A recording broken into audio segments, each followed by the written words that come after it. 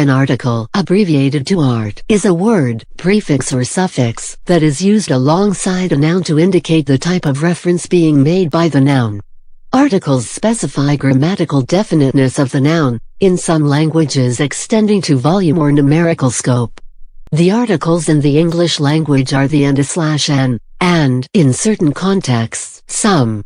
An and a are modern forms of the Old English an, which in Anglian dialects was the number 1, compare on, in Saxon dialects, and survived into Modern Scots as the number owan. Both on, respelled one by the Normans, and an, survived into Modern English, with 1 used as a number and an, a, before nouns that begin with a consonant sound, as an indefinite article. In many languages, articles are a special part of speech, which cannot easily be combined with other parts of speech. In English, articles are frequently considered a part of a broader speech category called determiners, which combines articles and demonstratives, such as this and that. In languages that employ articles, every common noun, with some exceptions, is expressed with a certain definiteness, for example, definite or indefinite, just as many languages express every noun with a certain grammatical number, for example, singular or plural. Every noun must be accompanied by the article, if any, corresponding to its definiteness, and the lack of an article, considered a zero article, itself specifies a certain definiteness. This is in contrast to other adjectives and determiners, which are typically optional. This obligatory nature of articles makes them among the most common words in many languages. In English, for example, the most frequent word is the. Articles are usually characterized as either definite or indefinite. A few languages with well-developed systems of articles may distinguish additional subtypes. Within each type, languages may have various forms of each article, according to grammatical attributes such as gender, number, or case, or according to adjacent sounds. The definite article is used to refer to a particular member of a group or class. It may be something that the speaker has already mentioned, or it may be something uniquely specified. The definite article in English for both singular and plural nouns is the. The children know the fastest way home. The sentence above refers to specific children and a specific way home. It contrasts with the much more general observation that children know the fastest ways home. The latter sentence refers to children in general and their specific ways home. Likewise, give me the book refers to a specific book whose identity is known or obvious to the listener. As such, it has a markedly different meaning from give me a book, which uses an indefinite article, which does not specify what book is to be given. The definite article can also be used in English to indicate a specific class among other classes. The cabbage white butterfly lays its eggs on members of the Brassica genus. However, recent developments show that definite articles are morphological elements linked to certain noun types due to lexicalization. Under this point of view, definiteness does not play a role in the selection of a definite article more than the lexical entry attached to the article. The definite article is sometimes also used with proper names, which are already specified by definition. There is just one of them. For example, the Amazon, the Hebrides. In these cases, the definite article may be considered superfluous. Its presence can be accounted for by the assumption that they are shorthand for a longer phrase in which the name is a specifier, that is the Amazon River, the Hebridean Islands. Where the nouns in such longer phrases cannot be omitted, the definite article is universally kept: the United States, the People's Republic of China. This distinction can sometimes become a political matter. The former usage, the Ukraine, stressed the word's Russian meaning of borderlands. As Ukraine became a fully independent state following the collapse of the Soviet Union, it requested that formal mentions of its name omit the article. Similar shifts in usage have occurred in the names of Sudan and both Congo, Brazzaville, and Congo, Kinshasa. A move in the other direction occurred with the Gambia.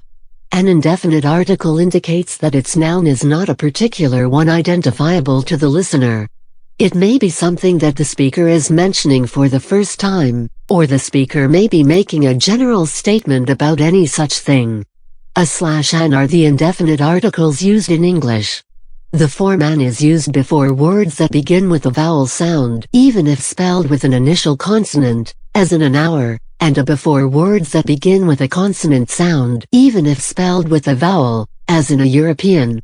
She had a house so large that an elephant would get lost without a map. Before some words beginning with a pronounced, not silent, h in an unstressed first syllable, such as historic, hallucination, hilarious, horrendous, and horrific. Some, especially older, British writers prefer to use an over an historical event, etc. An is also preferred before hotel by some writers of British English, probably reflecting the relatively recent adoption of the word from French, in which the h is not pronounced. The use of an before words beginning with an unstressed h is more common generally in British English than in American. American writers normally use an in all these cases, although there are occasional uses of an historic in American English. According to the New Oxford Dictionary of English, such use is increasingly rare in British English too.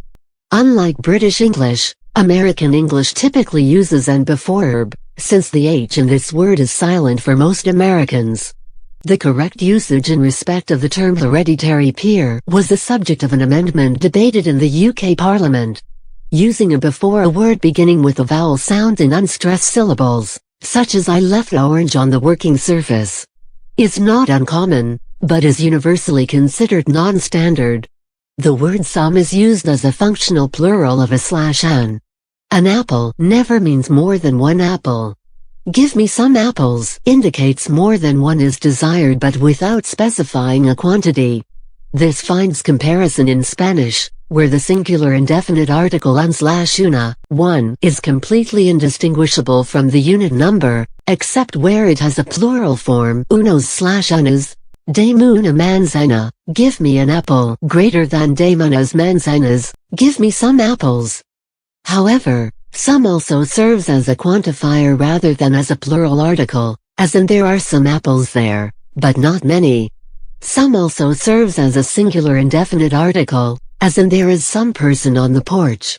A partitive article is a type of indefinite article used with a mass noun such as water, to indicate a non-specific quantity of it. Partitive articles are used in French and Italian in addition to definite and indefinite articles.